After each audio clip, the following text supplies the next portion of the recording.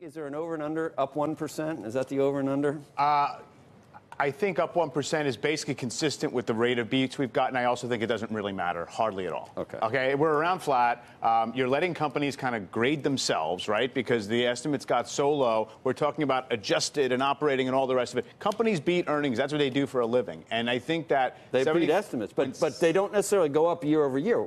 Do you Not always. Are you saying they're doing some adjusting to go up year over year? No, I think it's about flat. And I think in a 4 to 6% nominal GDP growth world, they have revenue growth and they should be able to make the numbers unless something else goes wrong. So I also think you have to keep in mind the Apple effect is massive on S&P aggregate earnings. They have a big year-over-year decline in net income coming. They're including the Facebook charge as part of earnings for this quarter. So, look, it's all a little bit of a parlor game. Right. I think the bottom line, though, as you said, is holding earnings at a very high level. The market, though, since the beginning of earnings season, the S&P is up about 2%, right? So the market has kind of figured this out halfway through. If you don't beat, it's going to be an issue.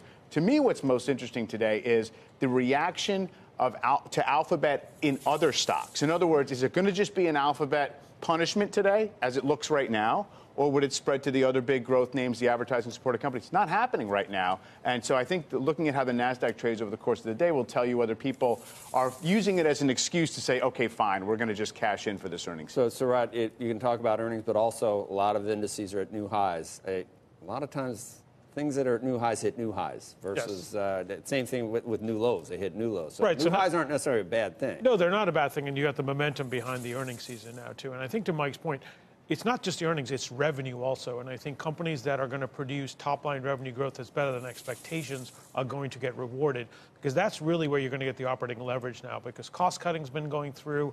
People have actually, sandbag earnings, but companies that are going to grow in a slow growth environment. And the reason we can talk about that is because the Fed's basically said we're not going to go anywhere. So with a low interest rate environment, you want companies that are growing top line that can actually have that leverage going forward. And I think Alphabet got punished because if revenue's coming down, expenses are going up. It's what Facebook went through about 4 quarters ago. So I think that could be an isolated issue, but the rest is where do we want to put our money?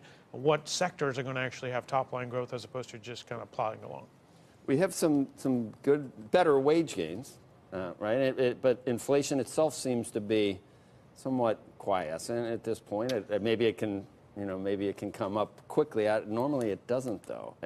So eventually, do you worry about the wage gains impacting margins? Or I think you have these countervailing forces. Yes, wages are improving, but you've got so much efficiency in our system in terms of just technology.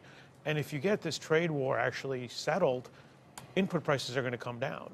So I think that offsets each other. And if we get an environment, kind of the Goldilocks scenario of low interest rates, Fed on the sideline, and then you can get this kind of upside. What about the alternative, not the Goldilocks scenario, but a situation where we don't get a China trade deal and where NAFTA doesn't get passed, because you now have Democrats in Congress who are talking about Pelosi not even bringing it up to a vote unless they get changes made to it at this point? Well, at that point, then you have to relook at kind of where you want to be invested, because that's when your industrial sectors, that's when some of the consumer sectors are going to start getting hurt, because the baked-in expectations of earnings growth is that this is already done. Right, so this is all kind of baked in.